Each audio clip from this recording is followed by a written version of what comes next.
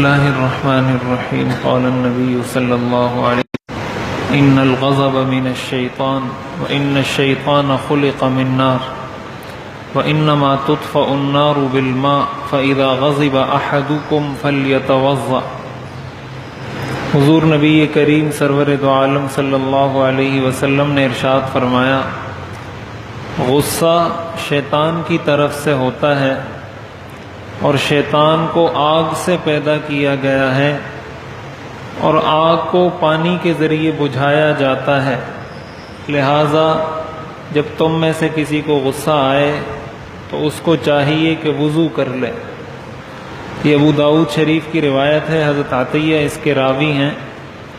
اس میں آپ نے غصے کا علاج بتایا ہے اور یہ بھی بتایا ہے کہ غصہ انسان کو شیطان کی طرف سے آتا ہے، یعنی شیطان اس بات کی کوشش کرتا ہے کہ کسی انسان کو، کسی مسلمان کو غصہ دلائے تاکہ وہ غصے میں آ کر آپے سے باہر ہو کر کوئی ایسی حرکت کرے، کوئی ایسا جملہ بولے، کوئی ایسا کام کرے جو یا تو اس کو دنیا میں نقصان دے یا آخرت میں نقصان دے۔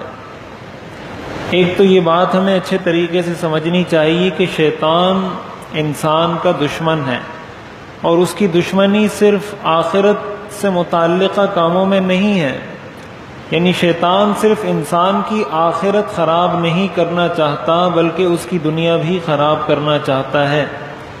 شیطان کی دشمنی دنیاوی کاموں میں بھی ہے اور اخروی کاموں میں بھی ہے، اور اس کی بہت واضح دلیل قرآن کریم کی وہ آیت ہے جس کے اندر شیطان کے کاموں کا ذکر کرتے ہوئے کہ شیطان نے لوگوں کو جادو سکھایا اور اس جادو کے ذریعے جادوگر میاں بیوی میں تفریق کرتے ہیں، میاں بیوی کو لڑاتے ہیں۔ اب میاں بیوی کو آپس میں لڑانے کا جو عمل ہے، اس سے آخرت کا انسان کا اتنا نقصان نہیں ہے جتنا دنیا کا نقصان ہے، اس لیے کہ میاں بیوی کو جب لڑائیں گے طلاق ہو جائے گی، طلاق ہوگی تو آپس میں خاندانوں میں تفریق پیدا ہو جائے گی۔ اسی طرح یہ جو آتا ہے کہ شیطان اپنا تخت لگاتا ہے اور پوچھتا ہے کس نے کیا کام کیا، کس نے کیا کام کیا، تو ایک آدمی یہ بتاتا ہے کہ میں نے میاں بیوی کو لڑایا ہے۔ تو ان ساری روایات سے یہ بات واضح ہوتی ہے کہ شیطان انسان کے دنیا کے کاموں کو بھی ٹھیک نہیں دیکھنا چاہتا، اس لیے کسی بات پر اس کو غصہ دلاتا ہے۔ شیطان کے حربے بھی مختلف ہوتے ہیں، کبھی کسی کو وسوسے کا شکار کر دے گا، کبھی کسی کے دل میں برائی کا خیال پیدا کر دے گا، کبھی غصے کے راستے سے آئے گا۔ تو غصے کی عادت ہونا ایک ہوتا ہے، غصہ آنا۔ غصہ آنا تو یہ انسان ہونے کی علامت ہے، جس کو غصہ نہیں آتا وہ تو انسان ہی نہیں ہے۔ غصہ آنا تو انسانیت کی علامت ہے، لیکن غصے پر کنٹرول نہ کرنا یہ خطرناک بات ہے۔ اسلام نے مسلمانوں سے یہ مطالبہ نہیں کیا کہ تمہیں غصہ نہیں آنا چاہیے، اسلام نے یہ مطالبہ کیا ہے کہ جب غصہ آ جائے تو اس پر کنٹرول کرو، اس لیے کہ غصہ آنا یہ فطری ہے۔ اگر آپ کسی کو کہتے ہیں کہ آپ کو غصہ نہیں آنا چاہیے، بالکل ایسا ہی ہے جیسے آپ اس کو کہیں کہ آپ کو بھوک نہیں لگنی چاہیے۔ تو بھوک کا لگنا یہ فطری عمل ہے، اسی طرح غصے کا آنا یہ فطری عمل ہے۔ اسلام کبھی بھی کسی فطری کام پہ پابندی نہیں لگاتا، یہ اسلام بتاتا ہے کہ اس کو کنٹرول کرو، پھر کنٹرول کرنے کے مختلف طریقے بتائے ہیں۔ انہی طریقوں میں سے ایک طریقہ یہ ہے، آپ نے فرمایا کہ شیطان کو آگ سے پیدا کیا گیا ہے اور آگ کو پانی سے بجھایا جاتا ہے، لہٰذا اس کا بہترین علاج یہ ہے کہ جب غصہ آ جائے تو وضو کر لو۔ تو یہ اس کا بہترین علاج ہے۔ ہمارے ہاں جب کسی کو غصہ آتا ہے اور سامنے والا کوئی پانی دیتا ہے کہ بھائی پانی پی لو، تو وہ کہتا ہے نہیں میں پانی نہیں پیتا ہوں۔ تو ایک بات یہاں یہ یاد رکھنی چاہیے کہ دیکھیں، جب ہم یہ بات کرتے ہیں کہ اسلام مکمل ضابطۂ حیات ہے، تو جس وقت انسان کو غصہ آیا ہوتا ہے نا، اس کو اس وقت بھی ذہن میں یہ بات رکھنی چاہیے کہ میں ابھی بھی مسلمان ہوں۔ اسلام کا حکم صرف مجھے یہ نہیں تھا کہ نماز پڑھو، اسلام کا حکم صرف یہ نہیں تھا کہ روزہ رکھو، اسلام کا حکم یہ بھی تھا کہ جب غصہ آئے تو اس کو کنٹرول کرو۔ تو اب جب غصے کی حالت میں اس کی طرف شریعت کا جو حکم متوجہ ہو رہا ہے، وہ حکم یہ متوجہ ہو رہا ہے کہ اس غصے پر قابو پاؤ، اس غصے پر کنٹرول کرو۔ اور اس کی حدیث میں بہت سارے علاج بتائے گئے ہیں کہ کوئی کھڑا ہے تو بیٹھ جائے، بیٹھا ہوا ہے تو لیٹ جائے، لیٹا ہوا ہے تو جگہ تبدیل کر لے. اسی طرح حدیث میں آتا ہے اعوذ باللہ من الشیطان الرجیم پڑھے، اور ساتھ ہی ساتھ ان کاموں سے اپنے آپ کو بچائے جس کی وجہ سے کسی کو غصہ آتا ہو، کوئی فساد پیدا ہوتا ہو.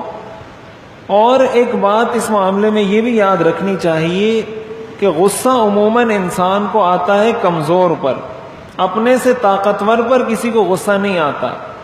تو علماء نے لکھا ہے کہ جب کمزور پر غصہ آتا ہے، اس غصے کے اندر تکبر بھی شامل ہوتا ہے.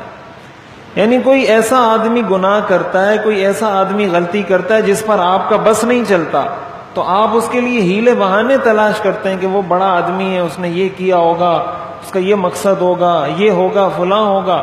اور جب کسی غریب کو دیکھا کہ وہی غلطی کی ہے تو آپ اس پہ برس پڑتے ہیں. تو یہ بات یاد رکھنی چاہیے کہ یہ تکبر ہے. اسی لیے لکھا ہے علماء نے کہ غصہ بڑا عقل مند ہوتا ہے. حضرت تھانوی رحمۃ اللہ علیہ نے لکھا ہے غصہ بڑا عقل مند ہوتا ہے، غریب پر آتا ہے، امیر پر نہیں آتا، کمزور پر آتا ہے، طاقتور پر نہیں آتا. تو یہ غصہ نہیں، یہ تکبر ہے، اور یہ تکبر بہت خطرناک بیماری ہے.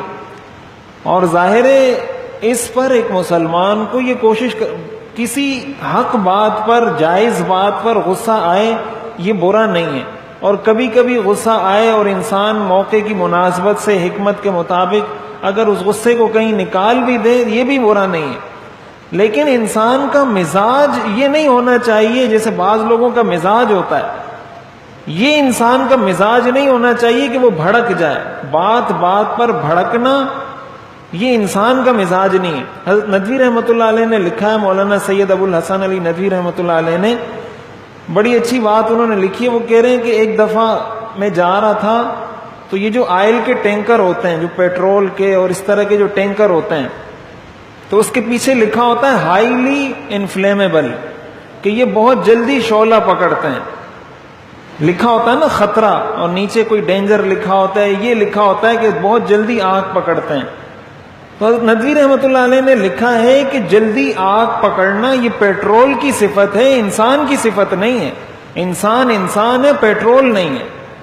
تو شعلہ اور آگ تو پیٹرول جلدی پکڑتا ہے، تو انسان میں اور تیل میں تو کوئی فرق ہونا چاہیے. جب انسان بھی اتنا جلدی بھڑک جائے، اتنی جلدی آگ پکڑ لے جتنی جلدی تیل اور پیٹرول آگ پکڑتا ہے، تو انسان میں اور آئل میں اور پیٹرول میں فرق کیا ہوگا؟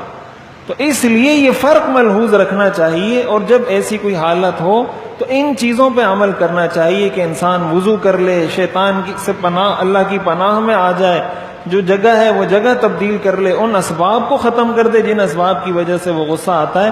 تو آہستہ آہستہ اس کے مزاج میں تبدیلی آئے گی. اللہ تعالی عمل کرنے کی توفیق عطا فرمائے.